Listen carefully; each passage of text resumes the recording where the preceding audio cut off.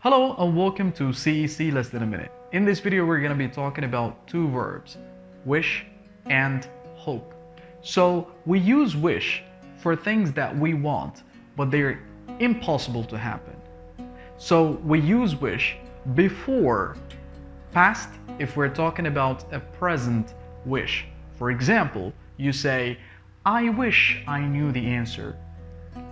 Or with the past perfect, where you can say, I wish I had known the answer. That's what generally wish is used for. And then we move to hope.